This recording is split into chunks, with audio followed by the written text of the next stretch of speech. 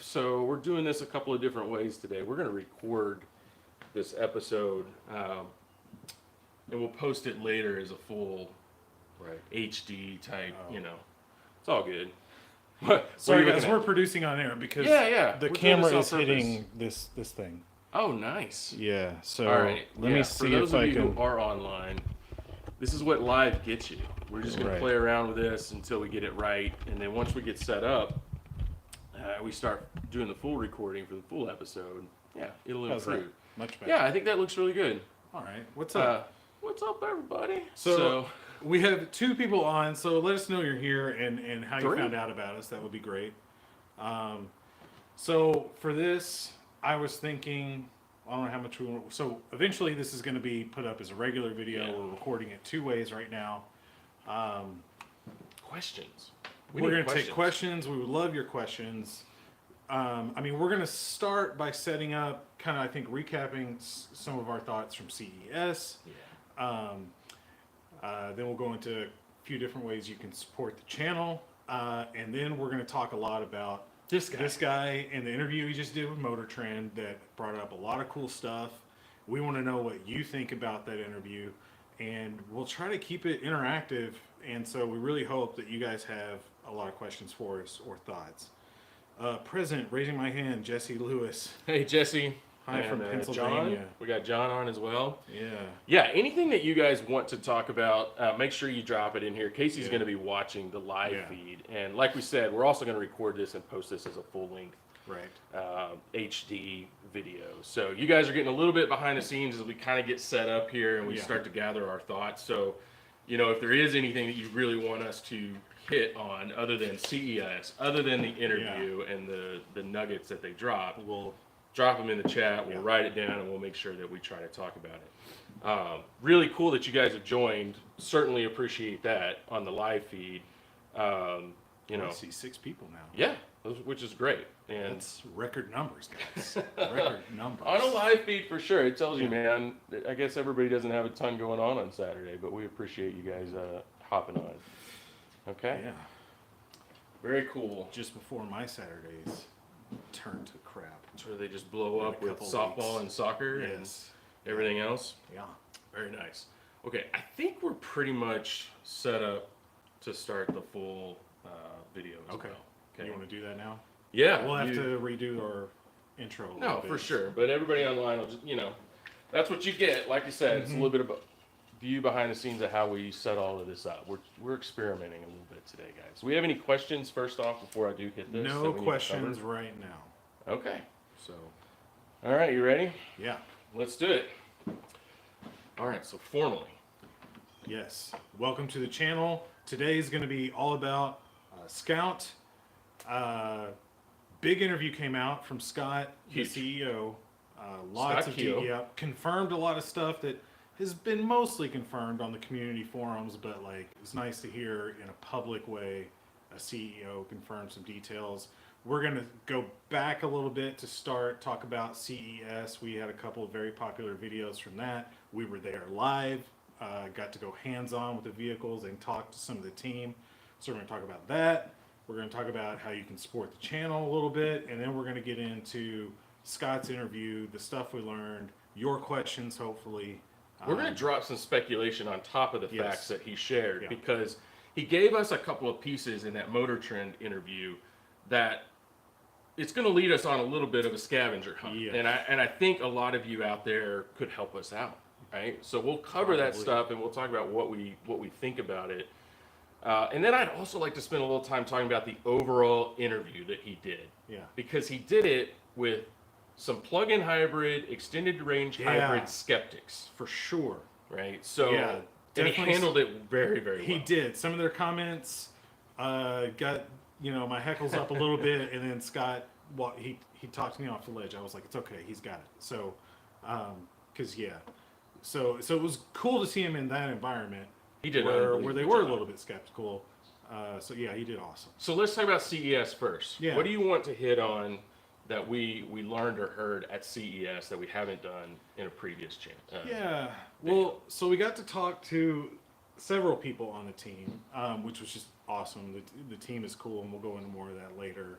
I want to say we've been meaning to do this video for a while, and I came away with because there's been a lot of speculation about what the E-REV is going to be, how much power it's going to have, how it's going to impact the drivability of the car and everything. And I came away kind of thinking it was going to be pretty small and not allow you to tow very well or very far with it. And I think Scott alleviated some of those fears Right. this week for sure. I love talking to the interior team. That was probably I forget the guy's name now actually. That was the highlight for me, was getting Yeah. to understand just their philosophy and also their background in interior Yeah. design. And you could really start to see like how things came together, all the different types of materials, what they're going for, that unique American premium feel and look, but also in the UX design. Yeah. But it all works together. It's not just UX and it's not just the interior materials. Like the way they've laid everything out is very, very intentional. Yeah. And you don't always get that with a car company.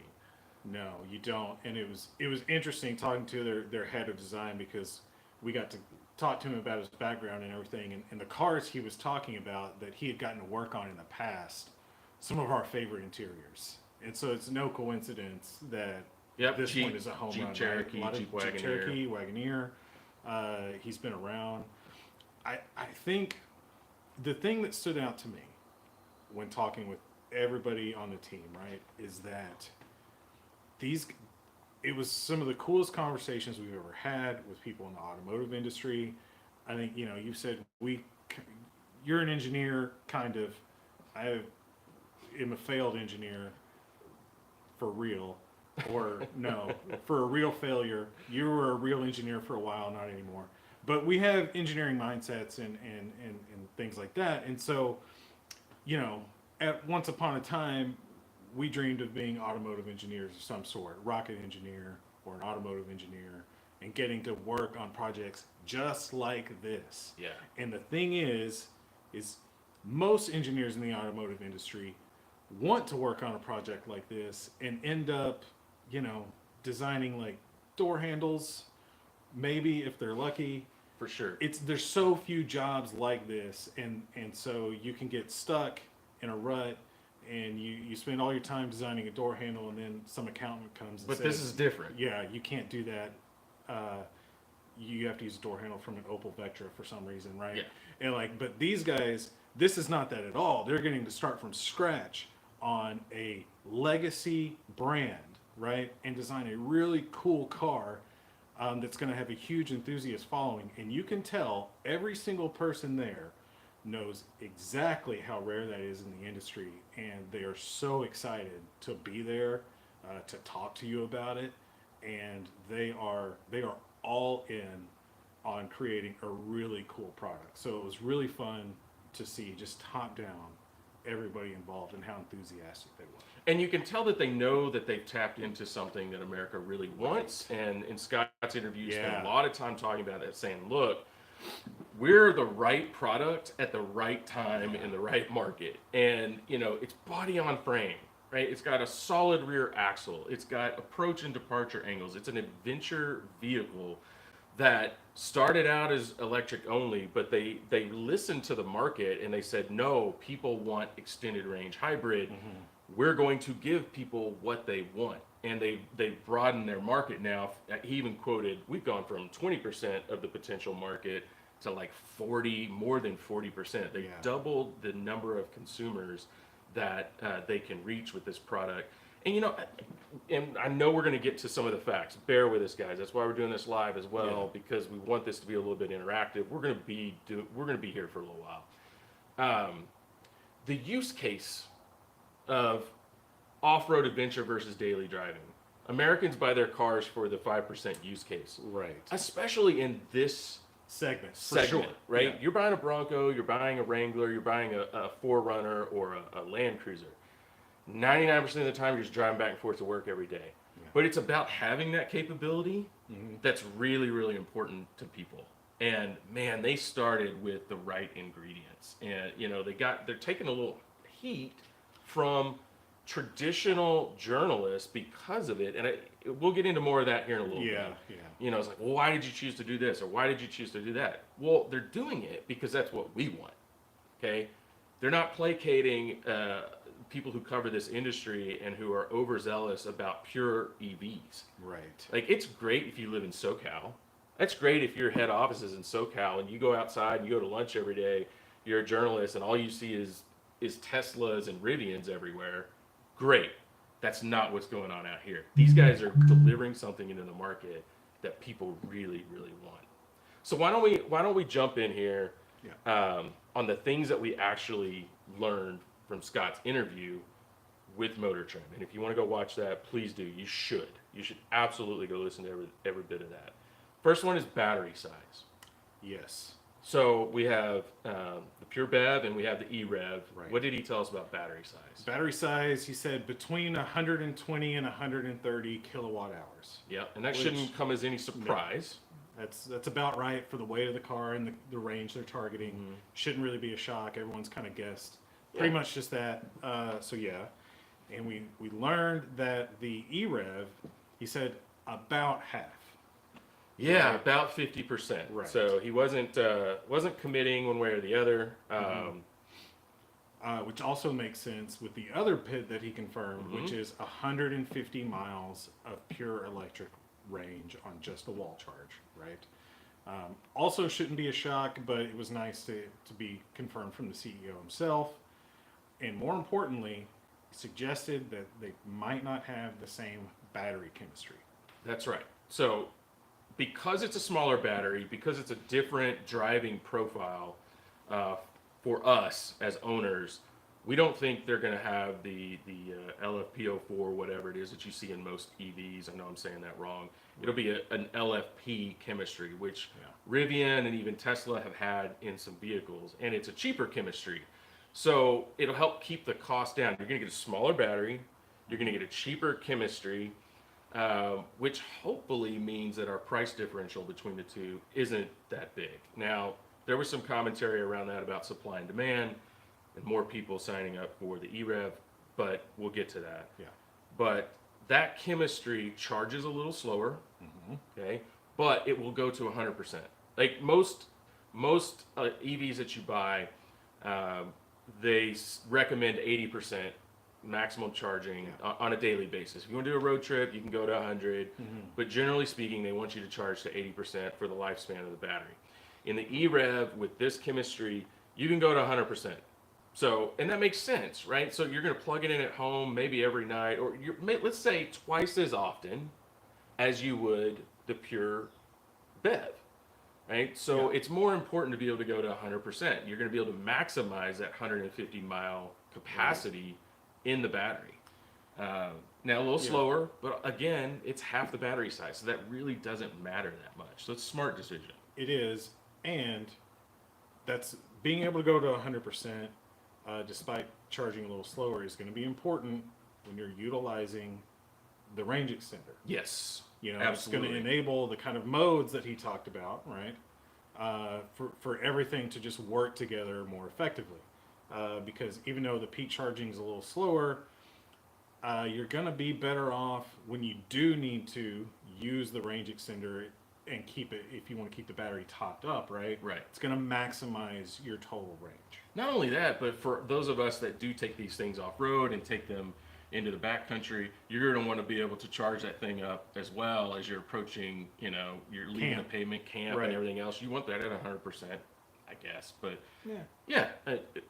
having that usable capacity more often is pretty critical to this type of vehicle. So it's just really good to see them thinking through that, helping keep the cost down a little bit. I think everybody's going to be really, really happy with that decision. The other thing on range, so the gas range, 350 miles, total range of 500 miles, that even at CES and in this interview, the hint from the engineering team was it's going to be more than 500 miles. Yeah. They said we are going to hit that no problem. They weren't committing to any bigger number, but it was very clear that either through efficiency or the battery size, you may end up with more than 150. You may end up with more than 150 on battery alone. and in combination with this generator, and Scott called it a generator several times, we're going to be well over 500. Let's check in. What you got from a question or commentary standpoint? Yeah, our first question that's really a question, I guess, is will the fuel pump be hard to replace? And I mean, no idea. I don't know. A little bit of a strange question. I mean, how often have you ever replaced a fuel pump? Me personally, never. Well, I've no, never. no. How often have you needed to have the fuel pump replaced in a vehicle? I haven't, although with my Jeep, I hear it's quite. I'm Yeah. sorry, the Ram 1500. I'm here fuel Yeah, pump issues, but I mean, whatever. Different episode. Yeah, for sure. And also, yeah, I don't know. I mean, I've never had to do it. Now, I understand there's probably some concern there with something like an E-REV because the engine will be sitting more, fuel will be sitting in the tank more, and so I guess it's natural if you've got a little more concern about that with stale fuel or whatever. But also, look, we've seen with other plugins and things like that, they have computer monitoring to make sure, look, you've got to use the range extender some because it hasn't been used in a while. We need to keep the fuel steady. So that's a thing.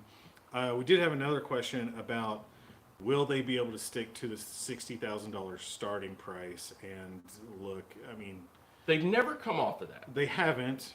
I think they're looking at their cost projections as they sit today, and I think they have reasonable confidence that they will be able to. Now, look, regulatory environments are changing, tariff environments are changing, stuff can happen. They're not starting production for basically 2 years from today, right? Right. Like, I mean, so yeah, but let's hope so. I think if that's going to change, we're going to know about it, not even from Scout, but just by reading the tea leaves of, like I said, regulations, Right. tariffs, all that stuff, freight. I mean, all that stuff impacts it. They're going to try. I want to provide a little bit of commentary around Yes. the $60,000 price because we have seen some commentary from those in the know, the moderators on the Scout forums, that they are still considering what the base package looks like for Scout. So at $60,000, you're not going to get everything you saw in Obviously, the vehicle that got unveiled and that we saw in Vegas. And we've said that from week one. For sure, but you're not going to get 35s. You're going to start with a smaller tire and basic wheel package. You're going to have You're going to have 4-wheel drive. Okay, I think that's dual motor, 4-wheel drive. dual motor, 4-wheel drive. Steel springs. You're not going to have the air suspension option. A lot of people are actually happy about that, Right. Okay, because they don't want the air suspension. They're concerned about longevity. You know, there's certain features inside the cabinet that you're not going to have. You're not going to have a heads-up display. You're not going to have most of the things that you're used to not seeing on a base vehicle. But they're hearing a lot from the community that people really do want a stripped-down version, and I'm really curious about what they come to market with from a stripped-down version to hit that $60,000 price. So that's just a little bit of commentary on that. And it's all, like you said, it's all about supply chain. They are making a massive deal about being part of the VW group and being able to leverage that. You know, the comment he made in the interview was, we're not ordering 50,000 seats. We're part of a 1 million seat order with a vendor and a supplier, for the overall brand. So they're not having to go through the pain that Rivian went through or a Tesla went through, and they should be able to be price competitive. And I think they will be. Something else I do want to address, because someone says, I'm mostly interested in the effects of the political landscape, because we're piggyback on that, right? On the EV industry and how Scout sees itself navigating through what I see is a prohibitively challenging market. And to be perfectly honest, I don't see this as a prohibitively challenging market, particularly for the E-REV. Yep. Right? Now, if you want to say, okay, you want federal investment in charging infrastructure and all that stuff, more EV mandates, you've said this is not a political channel, but I don't see those things as being prohibitive to the EV environment. We both own EVs. Well, you've got a plug-in hybrid. You've got your Blazer's on your third EV. I just bought our first EV. We live in Texas. The charging infrastructure doesn't have the investment that there is in other places. I think the EVs stand on their own. I in do terms of what they provide the consumer and the value and the I don't know if I wouldn't say luxury, but the experience of owning them. Like, they are good. They're And- really good. Right. And people are going to like them the more they're exposed to them. But so is that LX570 Yeah, with the yeah. V8 sitting out there that you Exactly. drove over here as Yeah. well. So That'll be another episode as well. yeah, so I mean, yeah, honestly, the Scout is the perfect vehicle for this uncertainty exactly. and these changes you're seeing in the market. And he didn't commit in the interview to giving us a number on the E-REV versus BEV breakdown. We've heard it's as high as 80%. We know it is on Ramcharger, the Yes. full-size truck that's supposed to be out this spring. So I would expect something similar here. It was interesting to me that he said he would only commit to over half on the E-REV. That's what he orders. said. Yeah. Now, there's been multiple community forums out there that have taken their own polls of their users, and some of those forums have a lot of users.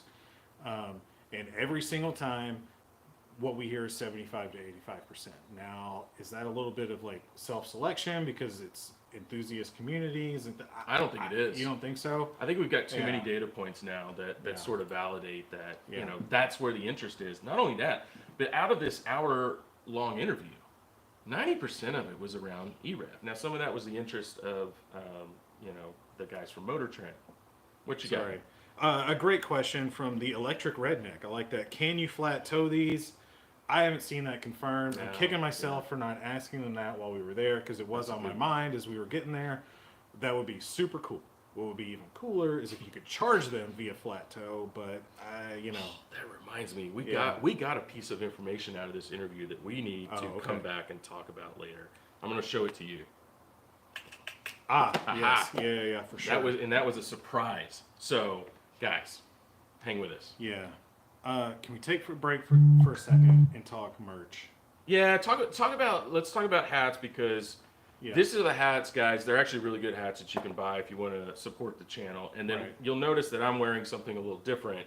These are custom embroidered. Yeah. We're about to do another order. We're going to do that for members. So Right. you will see a button down below. You can join the channel for as low as $1 a month. Okay? And when you do that, hit us up. Good job, Casey, showing it Yeah. off. And this is the one I'm this looking is at the my wrong daily. camera. Oh, Yeah, there you look go. at that. This is my daily. I love this Yeah. one. But the new khaki color with the black is awesome too. And Yeah. we're gonna do an order for members. So Right. please subscribe to the channel, join for $1 a month. Help Yeah. us out. Would be really cool. Yeah, and if you could see down there on the bar, we have a merch store with t-shirts. Too much stuff, honestly. You can get this style of hat, which is like sublimated or whatever. I don't know. It's vinyl printed on there, but anyway, yeah. Why do that? Because look, that helps us get Yes. to certain places. Right. When Scout calls and they want us to go to an event, Yeah. got to get out there, got to pay for hotels and all Yeah. that stuff, so it helps. And if you're subscribed to the channel, please do. Those numbers are helping us get in the door with ton. all manufacturers. Yeah. So. Speaking of the events, one of our most popular videos lately has been our interview with the head of UX design and a Yes. walkthrough of that. It was a super cool Dr. video. Dre. Dr. Dre. And so you mentioned membership. There's multiple membership levels. We haven't. Ooh, exclusive video. Yes. So the video, it's very popular and it's very cool. I was filming the exact same thing from the back seat. So I'm going to post that raw video. There's nothing new in there, but if you want to watch it again and see it from the back where you have a much better view of the screens and what's going on and what he's talking about, I'm just going to go ahead and post that raw video and it'll be exclusively for members. Yep. So that'll be cool. Other than that, Yeah. there's So- cool stuff. Cool. Appreciate y'all's support. Yeah. We really do. Thank you. There are two cameras, Brendan. There's two. Yeah, sorry, I'm getting heckled by my brother-in-law for showing the hat to the wrong camera, but we have two cameras going. Brendan so made an both. appearance in the recent Cybertruck Yes. video, which is the best video we've ever shot, Yes. and you need to go watch it. For It's sure. hilarious. If you love the Cybertruck, definitely go watch it. If you hate the Cybertruck, It's a must-watch. definitely watch it for sure. So let's go back to E-REV, and I'm going to come back to the hints he dropped on the engine, Okay. but I'm going to start with no compromises. Because it doesn't matter if you go BEV or you go extended range hybrid. Scott made a very clear point. You are not going to lose anything with the frunk. You're not going to lose anything from approach and departure angles, seating configuration or space. None of that. It's going to be the exact same between the two. And I know a lot of people had concern about that. So it's really, really cool to hear. Yeah. Now, and when we talked to the interior guy, I asked him specifically because he was showing us how the rear folds flat and folds flat better than a lot of other vehicles, like really legitimately nice and flat, so you can shove stuff all the way like to the second row without hitting things or getting hung up. He was very intentional about that, and I said, is the E-REV going to impact that? And he said no. And then Scott, has confirmed some other stuff about that in his interview. So that's very cool. So they hammered him on what is this engine? Yeah. And he did not tell us what the engine was, but what he did say, if you spend a little time doing some research and doing some calculations, you probably figure it out. But he did make a couple of comments that hint at what it's going to be. Okay. First off, it's a 4-cylinder engine. Okay. Small but high output 4-cylinder. We know that the term he used was regionally industrialized. Okay. So what we took from that, not necessarily U.S., but North America, it is either in manufacture currently or has been recently, so that the tooling and the supply chain exists to manufacture a version of this engine going forward. So it's not start from scratch. This has existed in one form or another within Mexico or the U.S. Right. Okay, because that's where the VW Group has manufactured some engines. Yes. Well, they haven't manufactured any engines in the U.S., right, that I'm aware of. But so they have an assembly plant in Tennessee. Yeah, Navistar has a diesel manufacturing facility in Alabama, but nothing on that makes sense here. Yeah. So, but there is a plant in Mexico that is currently manufacturing the 1.8 and 2-liter turbo engines for Volkswagen. So those are in their bigger vehicles, right? The Rutan. No, not the Rutan. What's the name of that giant? The Atlas. I'm sorry. Yeah. Touareg, Atlas, all that stuff. Yeah, they don't have that anymore. It's really just the Atlas, I think, gets the 2-liter, and maybe like the Golf R and everything, right? Yeah. Some version of that. But actually, I suspect the Golf R specific spec, I'm thinking probably comes from Germany. But so U.S. and Canada is serviced by that plant in Mexico. Now, I think the 1.8 and the 2-liter are probably too big. I think and we're they're also at turbocharged, which is another, I think we're looking at an EA 211 series, which is 1.4 to 1.6. There's a 1.5 in there as well. Yeah. These are turbocharged 4-cylinder engines that have been hybridized in the past, and they have been built in Mexico. It's a little iffy depending on what you read. But you've seen them like in hybrid Jettas in the U.S. That are built in Tennessee in the past, or maybe even currently. We can't get solid information on where they're sourced. Right. I think that's more likely, is that we're going to get something in that size range. Yeah, I think for packaging you have to, because he said behind the rear axle. Yeah. Right. Or aft of the rear axle, Yeah. not fully behind, but center of gravity behind the rear axle. So the constraints there are pretty tight, because he's also said it's not going to impact your departure. It's all going to be within the silhouette we've already seen, and it's not going to affect the third row like we have seen in other manufacturers when they hybridize or whatever. So to fit in that space, that's not very big. You mentioned all of those engines you talked about are turbocharged, but he had a comment about that. How do you don't need the turbo? He said you don't need turbos, and there's a whole lot of other things that you don't need. Right. Okay. That would be great. Yeah, because the more I thought about it, I was a little I don't want a turbo in this E-REV. Okay. No. And so to hear him say that, like, well, the only engines that VW is selling in North America right now are all turbocharged. But reality is, like, none of this is going to be some engine out of a crate. Like, that's just not possible, because there's no way this thing is fitting in that space upright. Okay, they're gonna have to lay it on its side or at some angle or something, and that means completely redoing the oil sump situation, right? Like it's just not going to work. So they're going to have to re-engineer that. He says you don't need the turbo. That would be awesome, because what else you don't need is power steering pump, anything to interact with your brake system, because usually you are with like vacuum lines and things. Your climate system, your AC compressor, you don't need that. Don't need power steering. Don't need an alternator. Like there are advantages to the pure E-REV setup in terms of packaging. Everyone kind of complains about the added complexity of it, but let's remember, you will be able to have a simplified engine, right? And they are certainly going to be less complex than any other plug-in hybrid that's out there. Plug-in hybrids are complicated. Yes. They are, Yeah. and they've taken it in the shorts a little bit. Right. I've got one. Yeah. Man, there's been some problems with that Right. G4xE, and I hope they Yeah. But a lot of it is driven by, I have a 2-liter turbocharged engine. It is mechanically hooked up to the drivetrain, To the transmission. to the transmission. Right. Like, it's got all of the accessory pulleys and everything else. Like, it's pulling a lot of duty. Okay, Right. and that doesn't happen in this type of setup. So when No. people say, "Oh, it's overly complex," and the Motor Trends guys are like, "You're introducing complexity," That's really important. yeah, but it's Because guess what? Transmissions are complex. Yeah. Now, they're actually fairly reliable Mhm. given what they have to do. The important thing is that they're complex, and it's not so much that you're removing the transmission, it's that you've removed the problem that transmissions were designed to solve, right? The problem of a transmission is an ICE engine, like, it can only effectively move the car around at like very specific RPM ranges and Yeah. loads and gear ratios and everything. That's what it's there for.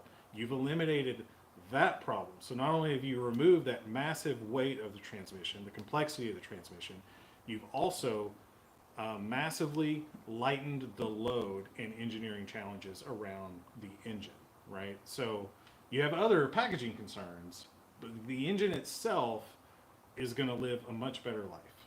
Yeah. Yeah. Now, one of the comments is, doesn't the Porsche have a boxer engine, a 4-cylinder? Yes, it does. It's not built in North America. All the boxer engines come out of Europe. I think Romania in particular, if I remember right. Or maybe, I may be getting that wrong. But they're not built here. Now, does industrialized mean, well, there's a supply chain to support the boxer engine in North America, in the U.S.? Maybe. We're interpreting that as tariff-proof, tariff-resistant, because he made that commentary, Yes. that it's most likely an engine that can be built and sourced here more regionally. I would love it to be. I would love. I mean, be yes, awesome. if they could, that would just be. I would Hallelujah, be it'd be so excited if it was a boxer. And look, he's asking the question because it just seems to make sense in the packaging constraint that they have. I've got any chance they go with a diesel engine. I just really doubt it. I mean, I don't they think haven't so. hinted at that at all, and I don't think it fits with what they're trying to do. I agree. That's going to actually turn off Yeah. a lot more people than it attracts. Yeah, a lot of people say, "Oh, that would be awesome." Well, it would be for if you've driven a diesel and you like diesels, but I don't think that's going to happen. I think that, like you said, there's more people want gas. Yeah. Okay. Oh, good question. Been out. They used to make industrial engines. Could that also be a possibility?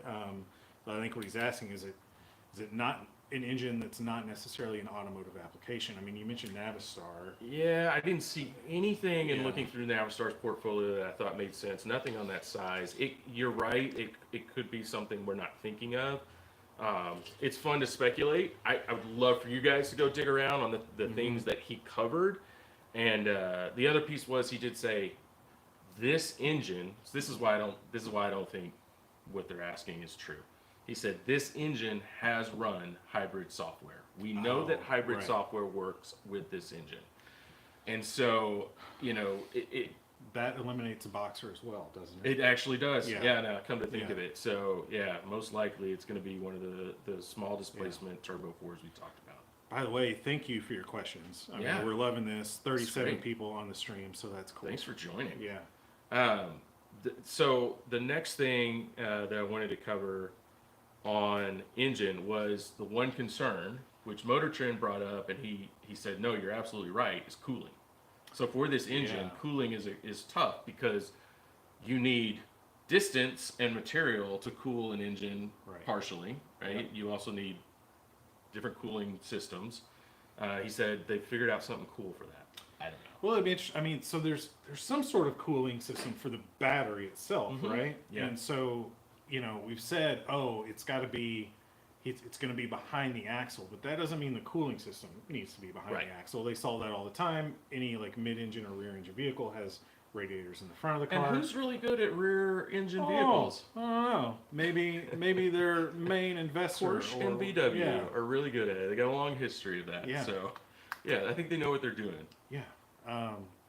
You know, okay, so I think you said earlier he did confirm no mechanical connection to that axle. No mechanical connection. I think we kind of knew that, but people speculated because other E-REVs in the past have kind of said they weren't, but then they sneak in that mechanical connection, like in the Chevy, the Volt. I do want to talk a little bit about layout. Okay, so this is the photo that we got, and I'm sure most of you have already seen this. So this is after the rear axle. They're showing where that E-REV will be located. They're highlighting it. They're not giving away anything other than location here. Okay, but he did mention that with half the battery size, that extra space is where the fuel tank will go. Mm-hmm. So what we have seen is it will be, you know, up under like the front seat area. Okay, it'll be up there. And one thing that got brought up in the interview was, well, the E-REV is going to occupy the space that would normally be spare tire. And that's really interesting because the Traveler, I'm always kind of getting you know, I have to think about it. The Traveler has the optional rear-mounted spare hinge gate, right? Yeah. Which is great. But the truck does not. Or does it? Will we have an option for a spare tire, that same hinge or a modified hinge system? Because both of them have a tailgate. Yeah, they both swing out so that the tailgate can come down, or they would in this instance. Right. But that's how the Traveler works. It swings out, lower the tailgate. Now, the truck tailgate's going to be different than the one on the Traveler. We know that because it'll be bigger, it'll be taller. It doesn't have the, you know, the drop down glass, that kind of thing to worry about. But I bet we get that same option for the truck. You think? I think we will. It just occurred to me that like a truck bed doesn't have the same rigidity that the J-pillar does that's coming down to support the thing. And so, because that's what the tire mount is mounted to, right? So when it swings out, you're putting a ton of torque on when it swings hinge. Out, but you're not. Yeah. But once it's locked in place, it's a different calculation. Yeah. Now, the alternative is you're going to have a bed mount for like a full-size spare. If you get 35s on the truck, you're going to have a full-size spare somewhere for doing off-roading and adventuring. So they're going to offer some sort of solution. They're either going to come at you with a swing arm setup, or you're going to mount it in the bed. And that's where having a 5.5-foot bed will be really important, because the competitors out there, you know, like the ZR2, for instance, once you go to 35s, it's in the ZR2 package, it's in the bed. Yeah. Well, you're talking about a 5-foot bed that's now eaten up with all of that. So you need that extra half foot is going to be nice. Yeah. So that's important. But I do think, you know, people are going to want to drop bed caps and campers onto the bed of the Terra, and having that swing arm mounted spare will be really important. Right. Rivian, there's an aftermarket solution for Rivian now, because you know, if you want something bigger, then well, they have a spare tire compartment in the bed. You lift it up and it's in there. Yeah. I don't think it's full size though. I could be wrong. I haven't seen it in a while. But anyway, aftermarket solved that problem. I think that Scout is thinking about that, because what they did say was at launch, there's going to be a massive catalog of aftermarket accessories, which was really cool. It definitely winches. Yes. Like, oh yeah, no, 100%. We've seen the I don't think they're render. Are they sketches? I think they are. Okay. Yeah. But they come from Scout, not like fans. Yes. Yeah. But he was all in the interview about, yeah, you're gonna be able to get a winch with this thing, Yeah. and a steel front bumper, and it's gonna work, and Yeah. no And problem. We've heard about removable pieces. Yes, on the that bumpers, bumper, right? and Which we is- highlighted that. Yeah. At CES, we did some up close. It is designed to remove Right. those and put aftermarket kit on, which is great because most EV trucks and SUVs, not at all. I don't even think. This is where I think Jeep's going to mess up with the Recon. In the pictures I've seen. Yeah. I just think it they're doesn't gonna look mess up. possible. It Yeah. doesn't look great. Doesn't look promising. So, yeah. So we talked about the spare tire. We talked about towing. Let's talk about the other thing that we learned in this interview. So there was a ton of speculation early on because Scout showed a third vehicle. Like, if you looked at their product roadmap and the things they showed journalists, you see the two existing, and then they showed, kind of something out here to the side. And what did everybody jump on and say? They said it was going to be a two-door. Oh, Like yeah. a two-door version of the Traveler. Right. Okay? It's not going to be a two-door. Nope. They are going to go bigger. Yeah. And he definitely alluded to that in the interview. And a lot of people have said, hey, Traveler is only a 2-row. There's all this room back there. Can't we get a 3-row vehicle? Well, remember, the truck is basically a full-size truck. Yeah. So he told us in the interview, the space is there. Their third vehicle is going to be a full 3-row kind of family SUV with a ton of interior room. Yeah. Which is cool. It is really cool. So those of you holding out for a two-door, no, it doesn't make a lot of sense. What we got? Well, kind of off of that, Mike James says, what about the width of the Scout Traveler for off-roading? Width with mirrors is 91.6 inches. That's really wide for most trails. Without mirrors, 79.9. Does that mean mirrors removed? I don't think so. I think it just means, like, mirrors Folded are in, wide, yeah. folded in, or look, just drive with that in mind. Like, it is wide, but it yeah, I understand your concern. It's going to be more challenging than a 4Runner Or a off-road Jeep. to fit, or a Jeep, or a Bronco, or any of that stuff, Yeah. or an LX. Moderately, I think Yeah. it's actually It's about the closer same. to the new LX. Almost in the width, exact or dimensions. Tundra. No, LX. Anyway, yeah. If you're out of battery or very low battery, how long will it take for the ICE engine to produce enough charge to get you up to highway speeds? If you're out of battery, yeah. I mean, that's a good question. It seemed to me Scott was implying that you could more or less drive the car like normal in like a steady state with just the E-REV, with the range extender going. Now, you can't do that from zero, right? You've got to get some charge, and maybe that's what that question is alluding to. I'll tell you what I think. Yeah. So a lot of these engines that we were talking about earlier, their energy output is above 100 kilowatts. Yeah, okay, that's where I was going. Yeah. And so, your normal charging speed when you stop off a Tesla charger or Rivian or Yeah. whatever is about that. Let's just say average. Right. How long does it take to sit there and charge a battery at a Tesla station? It's a 150 kilowatt size battery.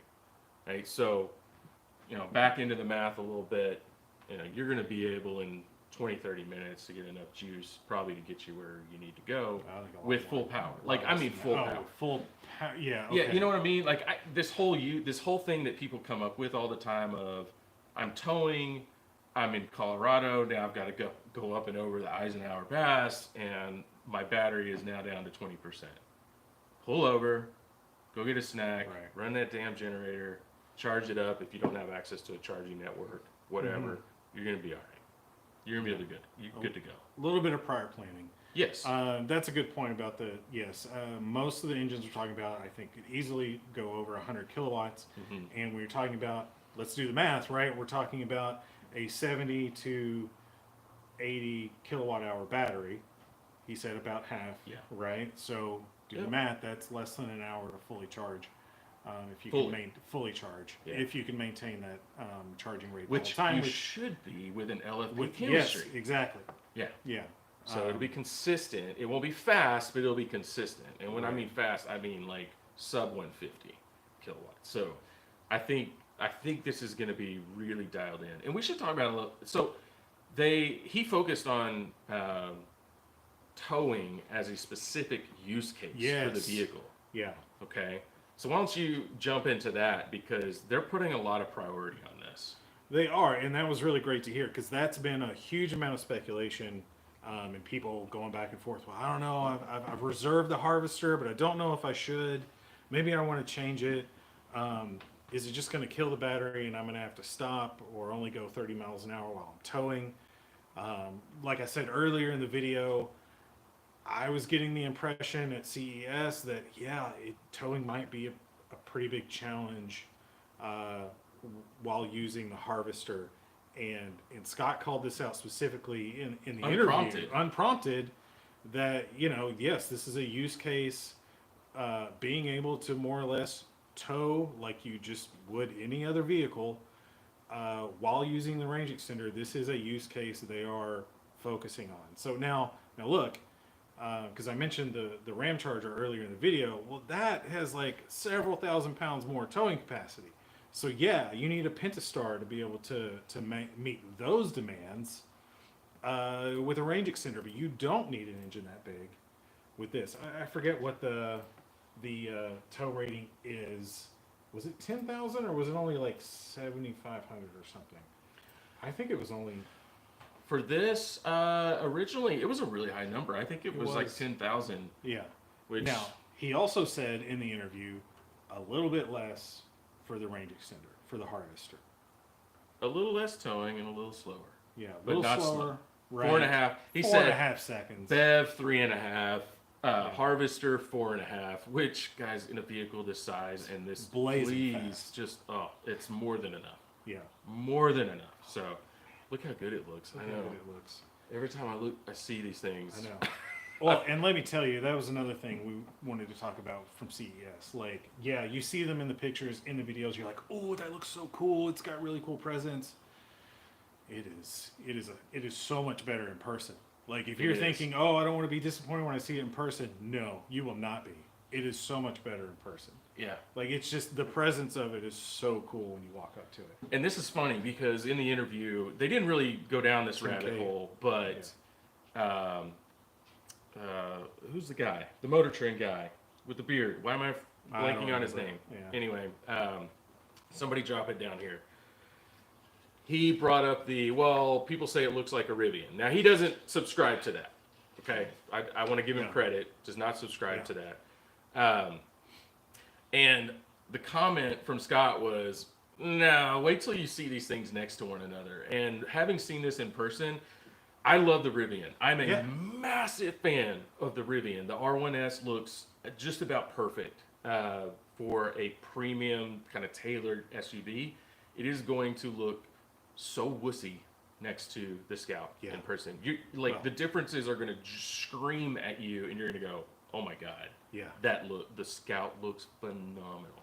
And in addition to that, I mean, I kind of got into it with, there was a video a few weeks ago, like basically saying all that same thing and being like, well, they just copied the Rivian and blah, blah, blah. And I kind of tried to nicely engage with them a little bit, but eventually they just came back and I was like, forget it, because they're like, well, it's obviously just the same thing. And I'm like, guys, the looks is one thing, which I don't really agree with, but the looks conversation completely ignores the very material, mechanical differences between the cars. There's a huge difference between four-wheel independent suspension and this solid rear axle and what they're doing, and body on frame. Like, that's a massive difference. You're starting in two universes, right? Two completely different universes from a design standpoint. And even though those things may not matter to you, they matter a great deal to the people that Scout is targeting with this vehicle. Yeah. And there is this joint venture. Let's talk about this for a second. There's this joint venture between Rivian and the Volkswagen Group, okay? And Scout is the first beneficiary of that. And so they are all working together on the electrical and software architecture. I want to be very clear. Architecture that is going to underpin the Scout vehicle, as well as a future Porsche, probably SUV, and a future Audi premium SUV. We know that from the interview, but that doesn't mean that Scout is running Rivian software. Okay, it's not actually. What you have seen at the unveiling and what you have seen in our videos as well as others from CES is a 100% coded and designed software and UX from Scout, not Rivian. There was some confusion about that early on. People said, well, the layout at the reveal kind of looks like what's in Rivian, in so much as it is a landscape style center mounted screen, and some of the layout was similar. Even some of the screens looked similar at the reveal, but what we saw in Las Vegas, Very uniquely different. Scout. Yeah. 100% from form and function, the ability to pop over controls from one side to the other for the passenger, this community. They're branding it that way, right? The community UX and all the functionality, they have done that themselves. And he was very clear about that in the interview. And now they're taking what they've done as a concept and they are porting it over to the architecture for the pre-production vehicles. So not the same. Yeah. Not at all. What you got? Well, I was Confirmed 10,000 pounds for Terra. Thank you to Jesse Lewis. 10,000 pounds for the Terra. So when we say slightly less, maybe for a Harvester, I'm not sure. And also, Jesse, cool comment because when he says third row, travel all. Thanks for bringing that up because I think that's like a legacy name. From some of the old Scouts, the travel all, right? So if they go that route, I think it'd be super cool if they named it. Would. That. Yeah. I don't think they're just going to cram a third row into the existing. No. I think they're going to go longer, and they're gonna make it more of like a Yukon competitor or Tahoe competitor. So, which is awesome. It's awesome, and boy, I might have to wait. No, you're not going to wait. You trade it in. You'll be all right. So, cool question from Mike James. Do you think they're going to be able to take the doors off? There's nothing in the design that tells me you're going to be able to take the doors off. And they haven't talked about it at all. Right. Yeah. You're going to get that open air feel from the canvas top as well as on the truck, the drop down rear window. So you're going to get plenty of air, but no, I don't think we're going to have removable doors. Yeah. And actually, we haven't really talked about that much. In our UX video, we did, but if you didn't see that one, I think it has been confirmed that window in the back of the truck drops down. We think we're going to get the cabana roof option in the truck. So those two things together, doors coming off would be cool, but you're 90% there. You're 90% to a Jeep, and that would be. Also, I've ridden around with no doors. It's cool until you're going like 50 miles an hour down, crowded streets, and you're like. I've never really loved doing it. I understand why people like doing it when they're out on trails because it's easy to just hop in and hop out. But again, a lot of dust. Yeah, a lot of dust. To each their own. Yeah, it's not happening here. Yeah. Not at all. So, yeah, nothing new here right now. So let's talk about the interview itself. Okay. Because we said this when we started the video. Yeah. That we've never seen a leadership team at a brand be as together and on the same page as what we've seen from Scott. Now, we didn't hear from Scott in Vegas. No. We talked to a lot of different people. He didn't even, we weren't even there for like a keynote that he might have given. He was around shaking hands. Yeah. And so what we heard from the UX designers, the interior designers, the marketing guys, everybody was consistent vision. They knew what they were producing, who they were producing it for, and what it needed to be. And when Scott went on this podcast, he's getting peppered with some really weird, cynical, tropey type questions from some journalists who really didn't believe in this type of an approach. And man, he crushed it. And he echoed everything we heard from those guys. So man, they are on the same page. They are in lockstep, and that should excite you guys because they even know where their brand is. They know where it's positioned, and we've said this how many times have I said Rivian is Patagonia? Right. I've said it a million times. He actually said that on the podcast. And he said Rivian is Patagonia, Scout is Levi's, and I think that is spot on. It's because Levi's is versatile. It's kind of urban, but it's also very rugged. You're going to see Levi's at the rodeo. You're going to see them, you know, people in New York with their cuffs folded up on, you know, on a pair of Levi's. Like, it can go either direction, and this vehicle is going to be able to play in that space. They're coming at the market from two different directions, and Rivian Premium, it can do off-road. Okay, it can, but it's not really designed to do that hardcore.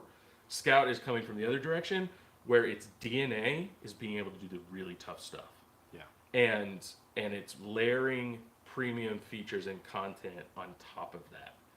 And it was cool. Let's talk a little bit about the commentary though, from these guys and some of the things that they brought up. You know, the cynical questions that they had. So things like, well, nobody's going to plug in this thing. Yeah. Well, yeah. Because they said, actually nobody's got any data on like how often people actually plug in hybrid. Guys, people are they're just not as dumb as you think, right? Like if you go to buy a plug-in hybrid, the math is super easy to do ahead of time in terms of like how much you're going to plug in, what if any gas savings you're going to have, how you're going to use it. Like, I see so many, and they said the thing that absolutely drove me crazy, I hear it all the time, is, plug-in hybrid's kind of the worst of both worlds. And for some people's use case, that's absolutely true. But for the people that buy them, they're buying them to get the best of both worlds. And if you are honest about your use case and really think about it ahead of time, you're going to get the best of both worlds with a plug-in hybrid. Yeah, you are. And I'll provide a little, because I own one, and I'm in several forums, Jeep 4x8 forums. Right. Every once in a while, you will get a person that comes on there who says, well, I think the battery portion of this vehicle is stupid. I just run it in hybrid mode all the time. I never plug it in. They get lit up like Christmas from the other hundreds of users because people are smart enough to plug in their plug-in hybrid and use the 22 miles a day. I don't think that's a legitimate concern. I think that's something that, skeptical journalists are holding on to. I think the community, and this is a fundamentally different vehicle, right? It's one thing to have 22 miles and go, well, I came home and I don't have time. I'm about to go to the store. I'm not going to plug it in, and then I forget or whatever. If you got 150 miles and you're only plugging this thing in every couple of days and you get used to having pure electric, trust me, you're going to plug it in. Yeah. You're going to want to run in that mode. And you're going to want to not go to the gas station. You're going to get used to that type of behavior and the type of experience that you get. I think their concern is less than 10%, maybe even less than 5% of the population. I mean, I'd love to hear from you guys. We got 44 different people watching this right now live. If you had the Harvester, would you plug it in, every couple of days? Or would you just let it run in generator mode? Would love to hear it. Yeah, someone says, I don't think a Wrangler is an appropriate cross-shop. You're 100% correct. It's not really what we're getting at. It's just more about the kind of philosophy around plug-in hybrids. You've identified the right types of vehicles, the 4Runners, the Land Cruisers. Bronco maybe, although I put Bronco squarely in the Wrangler camp. I know it's a little bit bigger of a vehicle. Right. But and no solid axle. No solid axle on the front. Yeah. Okay, it's got a rear. Somebody did bring up something, though. Back to this maintenance question with the fuel pump and saying, I want to be able to access that. This is something that I asked you about earlier this week. Because of where this generator is, where it's placed on the vehicle, and a lack of a dealer network, this thing's going to have to be serviced. Right. And they're talking about mobile servicing. I think with an extended range hybrid in this configuration, do you think it's even remotely possible that they drop this engine and they take it off for service and they either replace it with a temporary generator or just allow you in some mode to just run off a battery? Is it possible? Sure. And in fact, I mean, the way they're talking about its placement and what they're going to do with it, I think that would be super cool. And it seems not that difficult to put it in a cradle of some sort that just lifts and bolts into the frame, right? And you unplug it, you unplug the generator from and the they generator, got fuel lines. You And got fuel cooling lines. So there's some things you're going to have to do in order to drop this type of motor. But it's not the same as like a... No, if you're hearing that and thinking, oh God, how expensive would that be? No. No, that's not what we're talking about. It's not, we're in thinking about, could they intentionally engineer it to be easy to remove, not at all like an engine removal in a regular car. And yeah, when you don't have a transmission that you've got to bolt it up to and all that, transmission lines, gas line, some coolant. I think you would want the generator and everything to come off with it, just so you don't have to. You don't want to have to deal with decoupling an output shaft or whatever. But that all seems possible. It would be super cool because look, if you do that, then you don't have to drop your car off at the dealer. You drop your engine off at the dealer. Well, but I'm even thinking, okay, something's wrong with my generator. Because not much goes wrong with battery other than software. Right. If I take it to a service center and in an afternoon they can remove that generator and put another one back on, or they can do it in 2 hours and they can send me on my way. Like that's a different solution while they go and send this thing off, because there's just not a traditional dealer servicing situation. I thought about that too, for sure. I just, personally, I wouldn't like that option, right? Like, this is my vehicle. I'm making sure it's cared for in the way that it needs to be cared for. I don't want to swap out my generator with somebody else's. But maybe it's, hey, they're going to fix yours, and then you come back and they swap it out again. Maybe so. I'm just thinking, I think they have to think about this, because in the pure EV world, this mobile servicing and, service centers, because you don't have to go very often, it kind of makes sense. Like, you can pull that off. But now we're putting a combustion engine into this platform, but the same servicing and dealer network has to be there. They're going to have to come up with some solution for that. That would be a cool solution, maybe even just in a pinch. But to my point, I mean, honestly, it's not necessary. Like, for most of the people that are buying the Harvester, like, if you just take the generator out, you've still got 150 miles of pure EV range. You can use it for a few days while you fix it. Then, okay, but look, it broke down right when I'm planning to go to Colorado. Well, that's a problem. Maybe, another solution could be, well, we can swap in another generator for you. That would be super cool. I think it would be.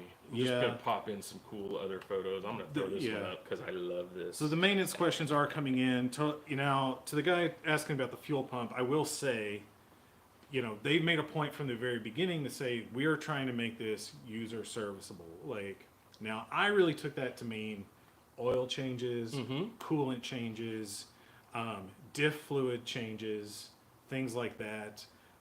Within reason, being able to, change spark plugs, more regular maintenance type thing. To be honest, your concern about the fuel pump is not a maintenance item that any manufacturer is going to really think about. When, like you said, they go about 200,000 miles. They're really not engineering from a maintenance perspective around facilitating 200,000 mile type issues. Typically that stuff, it's not going to be that easy to replace. And so, I wouldn't get your hopes up there. Someone's asking, have they indicated expected maintenance for the Harvester engine? No, they really haven't. But look, it's going to need coolant swaps. It's going to need oil. The nature of having the engine that doesn't get used very often means, you're probably going to be changing the oil based on hours rather than miles. And the computer software is going to have to monitor the engine for you and make sure it's getting used enough to keep the engine healthy. Yeah. I love the comment from John down here. He said, Scout seems to have such a great vision, be so in touch with what people want. VW's lost that along the way. A lot of manufacturers have lost that. And I don't necessarily blame them in some ways, because I think the regulatory environment and the push towards electrification has forced manufacturers to get away from some of their core principles and core product attributes. We've talked a lot about a major competitor here is Jeep, and I own a Jeep. It's the second one we've had. Actually, it's at least the third that we've had. And Jeep is a perfect example of a company that has forgotten or misplaced who they are. And I think they've gotten caught up in, the push to electrification. They started experimenting with the Wagoneer branding or sub-branding, and they just sort of let Wrangler and Gladiator just sit there for far too long, even with Bronco coming into the space and Toyota bringing in, enhancements to 4Runner and Land Cruiser. Like, they've been assaulted from all sides, and they just haven't really done anything because they were trying to get to this pure electrified space. And I think they kind of forgot. And a lot of the people that recorded who their brand was left. And the people who remembered who pure Jeepers are and people who love the brand so much, like, that's all gone. And now they're having to try to rebuild it. And, I think that's why Scout, man, to come in this space with this approach and this vision, I wish it was going to be here tomorrow. Right. Which we should talk about because he clarified timing. Okay. Right? He said, absolutely, they're still on track for production end of 2027. Okay. So not by the end of 2027. Okay, so there was some speculation the plant would be done in 2027. You're going to start to see these vehicles in 2028. Okay. He's saying by the end of 2027. So that's, that's still a little ways out. It's just shy of 3 years. It's a long time. It is a long time, but I watch the progress being. That's another comment. This is never going to happen. This vehicle is never going to happen. People, I see that on forums a lot. Don't get your hopes up. They just finished the final steel structure at the plant in South Carolina, and they're starting to build some of the support buildings, like the paint shop and everything else. So there's a ton of activity and investment, and this thing has deep pockets. It's got deep pockets. It's not a fly-by-night, cash flow struggle like what we saw with Rivian and Tesla. Like 6 years in, this is backed by the VW Group and a strong commitment to the American market with a product they know Americans want. Yeah. And let's clarify too. I mean, okay, if production starts towards the end of 2027, let's remember that doesn't mean we're going to see a car like 2 months after production starts. Like in today's environment and just-in-time deliveries and things, like we've been in a modern production plant for BMW in South Carolina, and it's amazing what they can do. And when they start production, they'll be assembling a car, right? Yeah, from a box of parts. I think for the CEO though to say end of 2027 without a whole lot of caveats and to be committed to that date. No, if he had known in the back of his mind that you're not going to see cars until halfway through 2028, like I don't think he would say that. No. That's what I mean. Okay, sorry, I just misunderstood the first from the part time production starts. Pretty much you're going to see cars coming out like that week. You're going to see vehicles coming off the assembly line, right? Like somebody's getting when they flip the switch, they're ready to go. Yeah. Well, you always get a pre-production run, but Scott didn't say a word about Northvolt. The batteries could come from McMasterville in Quebec. Honestly, they haven't said much about that at all. Who's actually doing the batteries? I have been assuming that the batteries will come from Canada, but it's not confirmed or anything. I don't know. It's just kind of, which is another reason people were worried several weeks ago because there was threats of tariffs on Canada. And what does that mean for the $60,000 price point that people were asking? And lots of batteries coming out of Canada, and let's see, Johnny Lieberman. That's who was sitting there from Motor Trend. I knew that the name would come to me at some point, and so Johnny's had a lot to say about just plug-in hybrids in general. He actually penned an article saying it was the dumbest thing ever on the planet, and it wasn't just that it's more complex and it's transitory and it's kind of a throwaway technology. He seemed to be dismissive of the entire idea. Even that this vehicle brings, which is different from a plug-in hybrid. It really is. Right. Okay. Architecturally is very different. Yeah. We've already covered that. And still seem to bring that skepticism to the conversation. Get over it, guys. Yeah. Because Ford, General Motors are doing this as well. Dodge is about to come out with this. They're going to hit the market first sometime this spring. We hope. We have a reservation for the Ram Charger because we want to have the experience of having an extended range setup prior to Scout coming. So we want to do that for you guys. Yeah. Right? We want to know how well this is going to do some of the things like towing and adventuring and travel and daily driving. So that's our plan. Right. But everybody's doing this because again, that's what the market wants.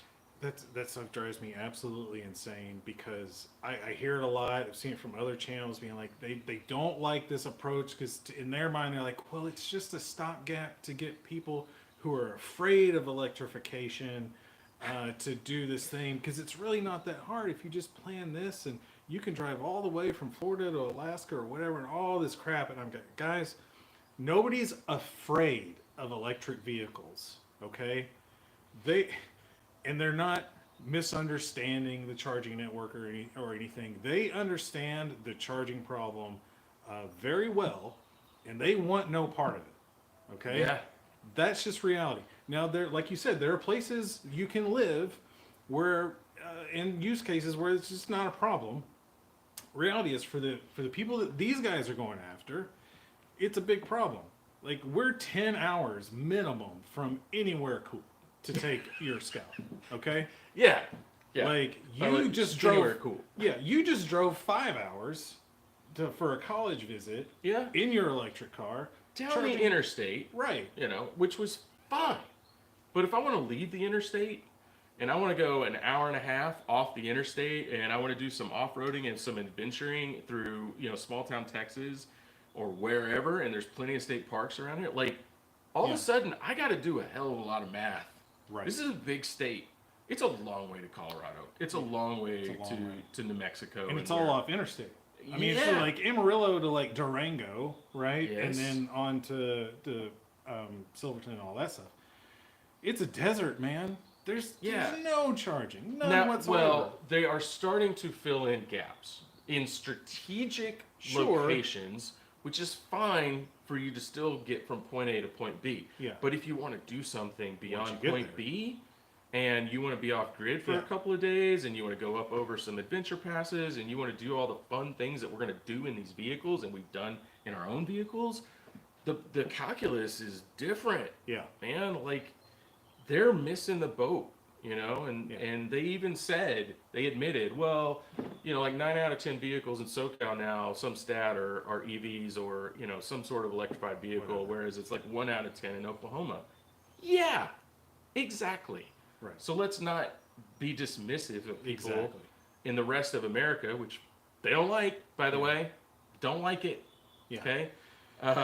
And the reality is there's a lot of people, they're considering EVs.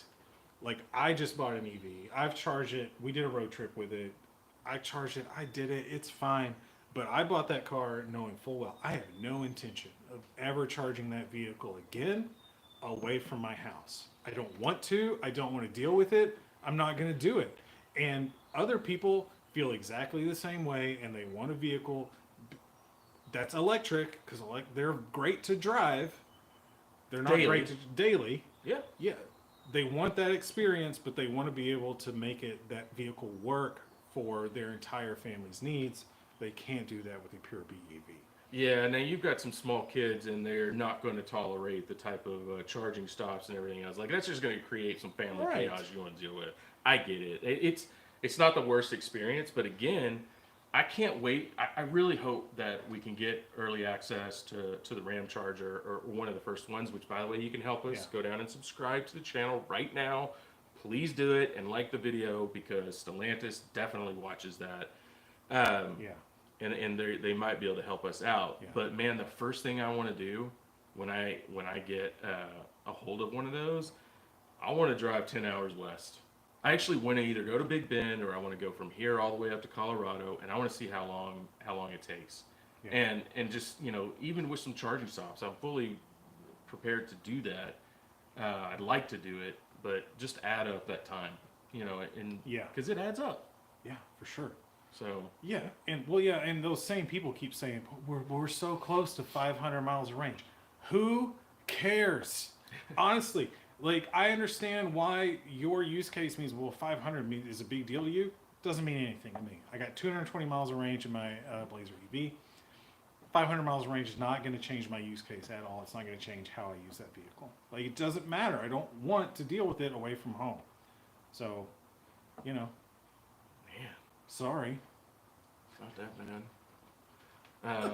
You know, it's a good point though, because even what the market is saying, they agree with you.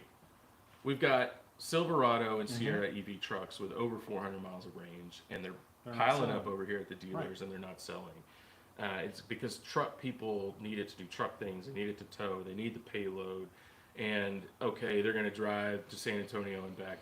Even though that thing charges at a really high rate, they still don't want to mess with it in this space. And I heard the CEO of Ford come out this week and say the argument for battery electric vehicles in the light truck space is over.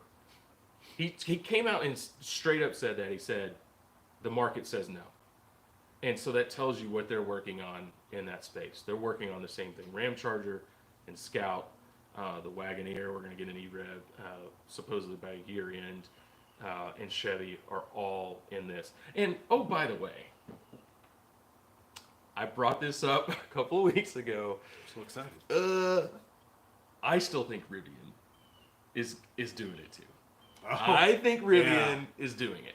I think they're at least considering it for the same reason that Scott highlighted in this interview, going from 20% of the potential market to 40% of the potential market. Yeah. Now, they told you up to this point, no, we're all in on battery electric. You know who may not be all in on battery electric?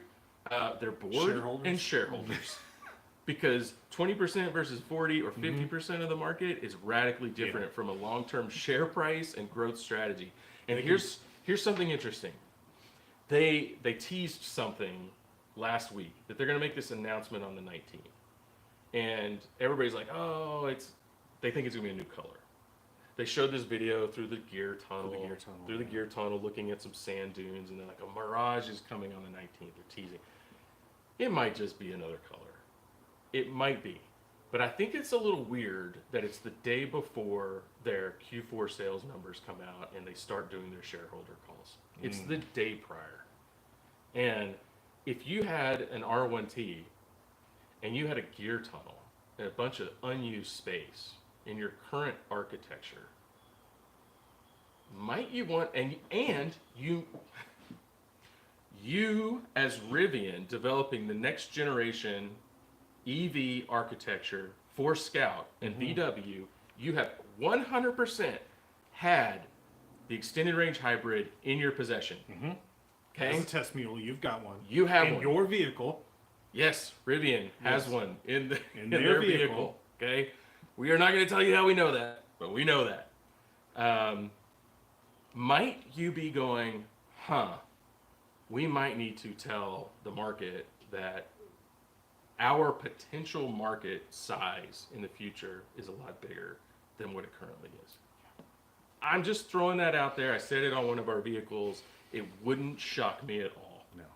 So, it's all fun and games until the board sees that mountain of money sitting over there. Huge. And they're like, can we have a piece of that mountain of money? yeah. And you got a bunch of VW and Scout engineers hanging out in your engineering labs and everything else. And you're working on this and economies of scale. Like, if we're gonna engineer to this arrangement, and we're gonna develop all of this with E-REV, as part of it, then by God, why wouldn't they do that? Yeah. Why wouldn't they? So, I'm saying no. It's not a color. I'm saying they're gonna announce extended range. That's what I'm saying. You heard it here first. You did Quite hear it here literally, first. yeah. In another video today and a previous video, we put that out into the ether, and if it comes to fruition, we want all the credit. So, asking about speculation on the 4-cylinder, we did cover it. Quite a not bit. a 3-cylinder. They did. We didn't He really said make 4. that point. He said 4 specifically. Yeah, there was speculation about a 3-cylinder, based on somebody just kind of hoping. I think. Yeah. But for sure, 4 cylinders. Yeah, so you'll have to, now, for those that are watching live, there's a whole bunch of stuff that we've covered. We've been at this for a while, right? Almost an hour and a half, and we told you it was going to be long. There was a ton to cover, and a ton of facts and a ton of speculation on top of what we heard from Scott last week and what we saw at CES. We are recording this, okay? So we are going to post this as a full-length podcast, vlog, whatever you want to call it. So, you're watching live. Go down and subscribe. Join the channel so you can get in on the custom hat order as well. As little as $1 a month. We would love your support. And if you missed that at the beginning, the UX video that we posted from CES, I'm gonna have a different version of that will be easier to see the screens and whatnot. There'll be nothing new. It's just the exact same thing shot from a different camera angle, but whatever. Yeah. It'll be a member only video if you want to go check that out. You'll be able to see both the center screen at the center as well as the behind the steering wheel together and how they interact. My point of view in the front seat was to interview Dre. And there was make quite sure a lot of glare on the screens. There was. So yours, while you got a little bit better picture of what those attributes were. There were some things that we didn't get to see. There, like the pet mode and a couple other camp mode in more detail, which is great to see that they've already programmed to that. But man, the UX video was really, really cool, and it has become our #1 video. Oh, good. Out there on the interwebs. That was a ton of fun. I mean, we've talked about it at length, just how cool everybody is. But like Dre, he was cracking me up, man, because you could tell that guy. He was so excited to show off his baby. He was supposed to be doing like a presentation, and people kept coming up and kept being like, "Come get in the car." And I think it like kind of messed with their schedule a little bit. And then he came. After they said, "Oh no, sorry, he's got to go do this thing," then he came and grabbed us 2 yahoos, and like it was like, "Come get in the car with me." I was like, "Yeah, we'll do it." It was so much fun. So anyway, man, buttons. We didn't even talk about that. Scott talked about that a lot. He did. I was surprised at how much he was. I mean, we've all seen the buttons, but like, the way that the buttons and the UX interacts with each other, it's not an easy thing to do, and that's why Rivian and Tesla have just gone pure software and pure screen, because it's easier to add functionality just on the screen. But if you've got to work through, and cheaper, definitely cheaper. But you and I sat in this vehicle. The way that they've laid the buttons out, the attention to detail, the buttons light up depending on the function, and they show you things, and the way that they interact with the screen above it.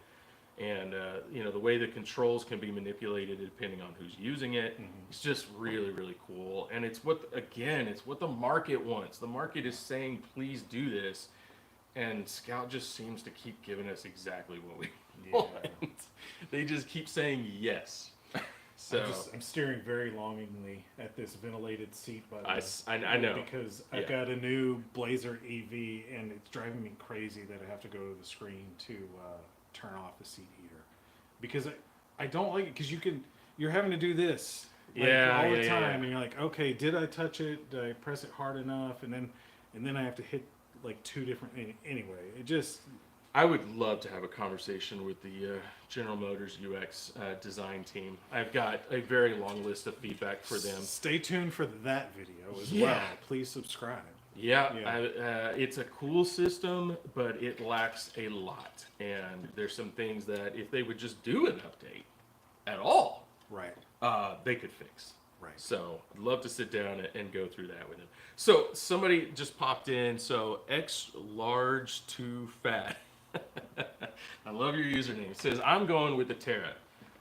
Which product, if you could have it right now, Casey, which one would you drive? I'm not asking the family. I'm asking which one would you drive? Terra. I would too. Terra. I would go with the pickup truck. It was that impressive. It pains me to say it, because the Traveler looks better. SUVs just look better. It looks so The badass. Terra's awesome. Give me that rear window. Give me the cabana roof. Give me the 5.5-foot bed. Give me a bench seat. My dream is to have a Terra and to be able to put a wedge style camper setup on the bed, and be able to leverage the electricity off grid. Be able to drive EV on a daily basis. I love the idea of the drop down window, because when I don't have that on the bed, just being open air, have the cabana roof, just so much capability. I would even go bench seat. I want a bench seat. Yeah, for sure. Yeah. I'm taking the dogs with me, and if they want to sit next to me, that's they can fight over that spot. The bench seat was a big deal. I mean, that really not my wife probably didn't care, but like I was like, we brought it up in our initial video. Like we reserved a Traveler. I don't know. Everybody may not know that. We've both reserved Traveler Harvesters.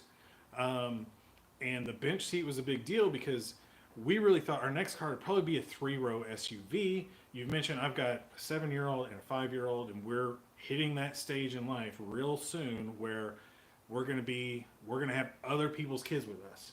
Yep. Often, right? On the weekends, soccer, baseball, parties, whatever, right? And so, but the bench gives you the ability to have seating for 6 in a 2-row SUV. And frankly, most of the 3-row SUVs we've been looking at, we're going to go captain's chairs. And that means really you've effectively only got seating for 6 anyway. So I think the bench is going to be a huge hit. Scott talked about it. Seating for 6 in a very wide vehicle. It's wide. That's right. I mean, I sat filming the UX video. I sat in that middle seat, and like, there's a lot of room in that vehicle. And so we broke news. We didn't break news, but we're bringing it to you. Scott, the CEO of Scout, in the Motor Trend interview, said the third vehicle was basically going to be a 3-row version of the Traveler. Mm-hmm. Probably a full long. It'll be longer. Right. It's not just going to be add a third row. They're going to lengthen it, and they're going to put a third row in there, and so you're going to end up with seating for 8. Yeah. Potentially 9, because it is wide enough. 9. It's wide enough for 3 in the third row. Yeah, that would be cool. That would be awesome. That would be a virtual exclusive, right? Like, I mean, you got to go conversion van to get 9 seat belts in a vehicle now. Right? So it certainly could be a possibility, which would be great. But even better, you would get 8 with captain's chairs, which you can't do today. You can only get 7 in most any car. Yeah. All right. So most recent comment, have we heard anything about solid state batteries? We have not. No. We have not. But he did make a comment in the interview. He said that the way that they position their product and the way that they've architected their product, that they will be able to bring new technologies to the current architecture. And he was talking about both software updates, but hardware. He specifically mentioned hardware. So new battery chemistry comes along. I think they've already started to take that into account. And the right mix, a new generator, maybe they upgrade a generator down the road to something even more efficient or more power. Like they've sort of engineered this vehicle to be, they tried to push him, well, do you mean that if I buy one of these, I might be able to update something, or maybe I could upgrade to a more powerful generator if I wanted to, or I could chip it. He wasn't going there, but he definitely said no, but from a future, they're kind of future-proofing in the mix, right? Future-proofing from a technology perspective, and they can engineer those trade-offs between battery electric pure BEV and E-REV. So as technology improves and matures. So that was just interesting. But so solid state's coming, and I would imagine, solid state eventually will make its way into the Scout platform too. And man, wouldn't that be cool? Like if all of a sudden solid state battery, you're now at 250. For pure the E-REV, for the E-REV, and that would be cool. It'd be great. I mean, in a lighter vehicle too, right? That's another advantage of the solid state. But we didn't even talk about that from a weight perspective. I think somebody commented on the E-REV and how heavy it was going to be, and I said no. I believe it will be lighter.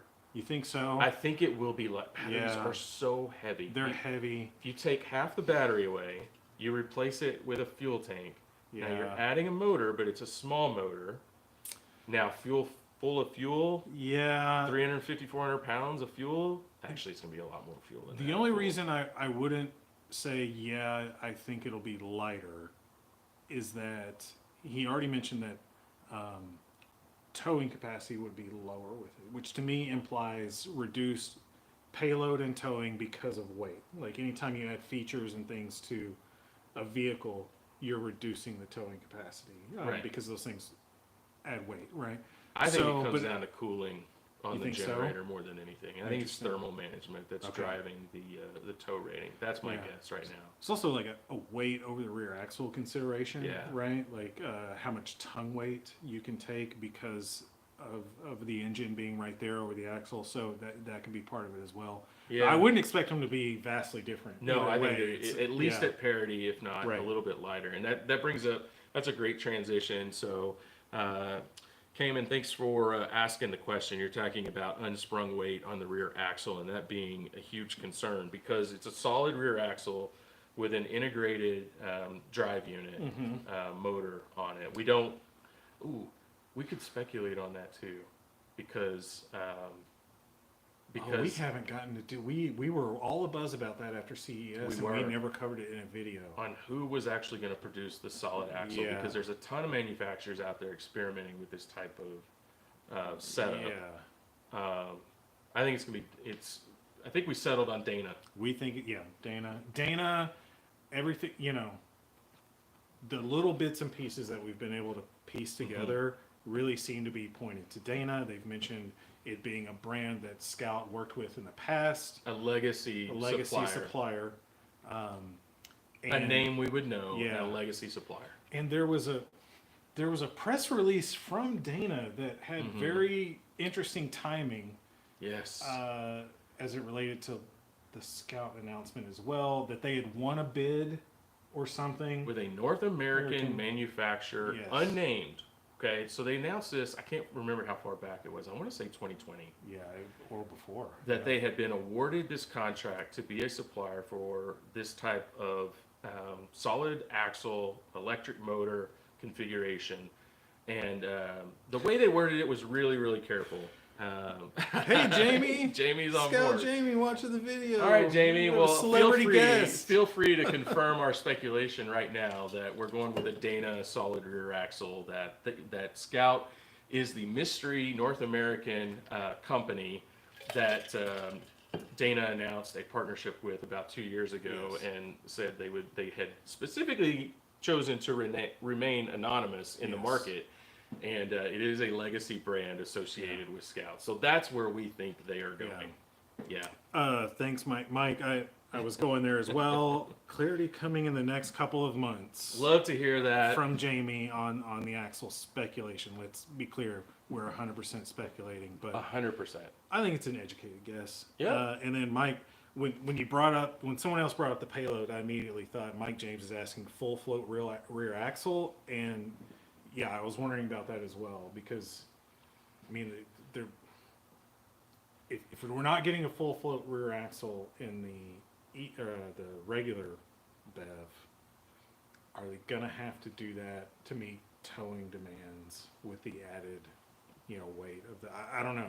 It's a very interesting question. Maybe when the clarity comes on the rear axle supplier, maybe we'll get clarity on that as well. Yeah. And that, man, I actually love that he said that. Clarity coming in the next couple of months, because, Scout unveiled these vehicles. They showed us an incredible product. Now they've got 2.5 years left. And we actually had that conversation with the comms team and everything, that they've got 2.5 years to trickle out this information.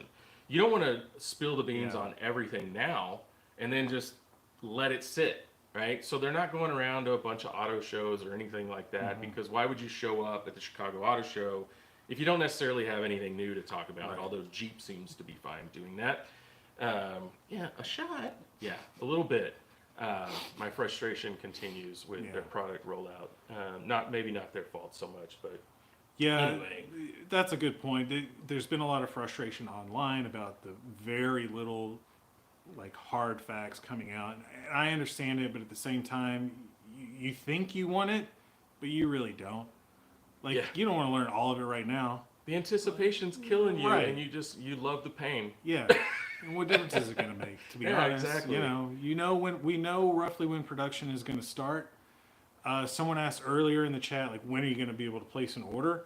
It's probably going to be much closer to when production actually starts, that they'll start taking orders on, but it's not going to be next year, Yeah, so we did own a Rivian R1S, and we had the reservation for quite a while, and the ability to place the actual order and finalize our configuration was about a month out. And then all of a sudden we did that, and a vehicle popped up, 2 weeks out actually. So I'm not saying that's how it's going to be, but they may take a similar approach. Like, they're going to start cranking these things out. You'll be able to order, because when you do, and they're trying to go to the direct sales and online sales model. We need to talk about that You too. don't want there to be a lot of time. You want, when people are able to order, they want to be able to order, pay their money, do their financing, and get a car, right? It's not the same thing as going down to the Lexus dealer and saying, I want a new GX 550. Here's $500. I'm on the wait list. Yeah, a couple of months out, I go in and I do my check sheet, and the thing's got to come across from Japan. Yeah. And it's going to be 2 months or whatever. No, direct sales, people are going to want their cars. Right. So, and they are going down that path of direct sales. They said it's going great. Right. That's what Scott said. Yeah. We'll see. State by state proposition. State by state, states putting up a fight. VW dealers in particular are putting up a fight. We'll see. I want to address that too, because there's been a lot of comments about, oh, well, too bad you're not going to be able to get it in Texas or whatever because of this. Like, we have a ban on direct sales as well. And look, so what, guys? We live in North Texas, Dallas, Fort Worth. If we get in the car right now, if we drive for 10 minutes, we're going to see like 30 Teslas or Rivians. Like, they're everywhere. They didn't buy them in another state. What it means is that I can't drive over to the Tesla showroom, which is 5 minutes from here, walk in and buy a vehicle and do all the paperwork and the financing. I can't do that. They can't actually even talk to me about selling me a car. But I can go online. I can do. That's what they're going to say. They're going to say, well, go sit down at that computer over there and or on your phone, and you can order a Tesla through the app, and then it's going to be delivered to that location, and you're going to go over there and pick it up. Same thing with Rivian. Yeah. Rivian has an experience center in and a delivery center in Dallas. I can't buy a car at either one of those, but I can do it online, and I can go pick it up over there. Yeah. Or they'll bring it to me. And by the way, it's cool. I've been to the Tesla showroom. We went and test drove the Model X. It took us 30 seconds to reserve a test drive time on our phone. They told us when to be there. We showed up. They have a showroom full of all the models. You can get in them, ask. They have experts. You can ask them all the questions you want. Go drive your car, come back, and then they say, okay, thanks. If you want to buy it, go online. That's it. That's the whole process. It's awesome. So, and I'm sure, Rivian is very similar, and I'm sure Scout's, targeting the same kind of experience. I wanted to bring up the Experience Center, because a lot of the dealer network lawsuits and stuff that's been coming out seems to indicate that if they can't overturn those laws in South Carolina, that it's going to impact the Experience Center that they would like to build by the plant, right? So that, and I wonder how true that really is, because, like you said, like, we're in Texas, direct sales are prohibited, but we don't have any issue, and I fail to see why they couldn't just have an Experience Center next to the plant and let you take your new Scout there.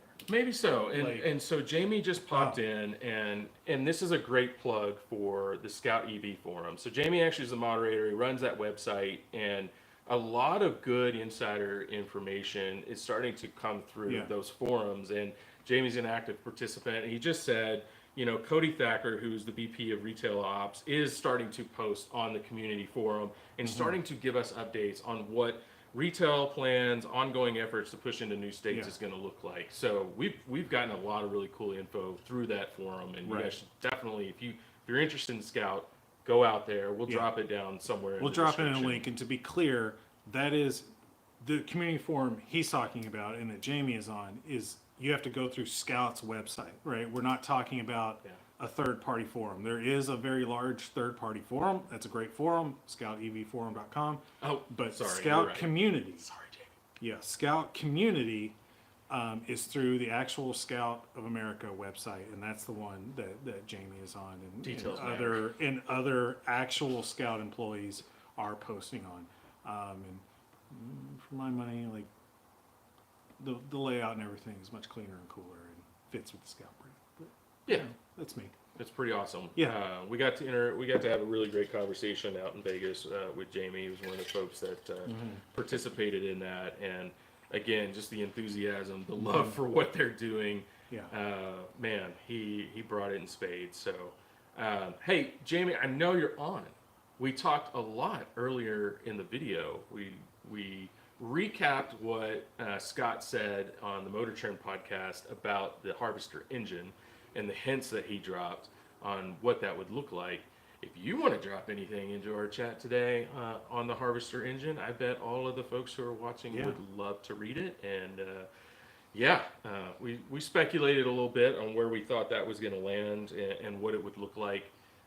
But we will take any and all. And I know you said that more information is going to drip out on a couple of these features, and we look forward to that. Oh, did we get anything? Oh, well, I'm good. He says no, not today. You're welcome to email us as well. Yeah, absolutely. If you don't want In fact, you know what? We need to do a podcast with Jamie. We really do. Fantastic. I think that'd be a lot of fun, and our audience would love it. And we won't hold you to the fire too much, but we'll let you tell us what you want to tell us about the brand and share that with everybody. Yeah, EA 211. Yeah. Uh-huh. That's not from Jamie. That's from another commenter, just to be clear. Yeah, and that's our speculation that's coming from that engine family, or at least it's mine. Jamie just says, Scott gave some good nuggets, but it is still fluid, which, again, they're not starting production for 2 years, so lots of stuff's going to change between now and then, but yeah. All right, so you had said, and I know it's probably time to wrap this up. We've been at it for a while, but you said that you reserved the Traveler, and I've reserved the Traveler as well. We both would prefer to have the pickup truck, especially now that we've seen it in person, okay, because of all the versatility and capability. But our wives are dug in, man. Yeah. They are both dead set on having that SUV because it looks so awesome. Okay, so I don't know how we're gonna solve this conundrum. I don't either. I don't think we are. Well, the reality is, we just gotta buy two. Well, that's not happening. It is what it is. I didn't mind reserving it because the wife loved it, but personally, for me, I could never ever stomach spending this much money on a vehicle for me to drive every day. That just doesn't. But you could stomach it for her to drive. Exactly. I can be man, you're a good guy. Whatever. You're a good dude. It's because I know I'm such a garbage. It'd be why am I spending this money on me? It's not. Yeah. Anyway, so so ultimately, whatever she wants is probably going to prevail. Yeah. But the truck would be killer. Now you are wearing a green hoodie. And one of the things that we did talk to the team about in Vegas was we really wanted this in green. We want a really good green color, a legacy Scout color. Yeah. And look, I had a really good friend growing up that had a old early late 70s Scout. I don't remember the exact year, but it was in this pale green. Yeah. And it a really good friend who's no longer with us, and man, do we want a good green. And they said they're working on one.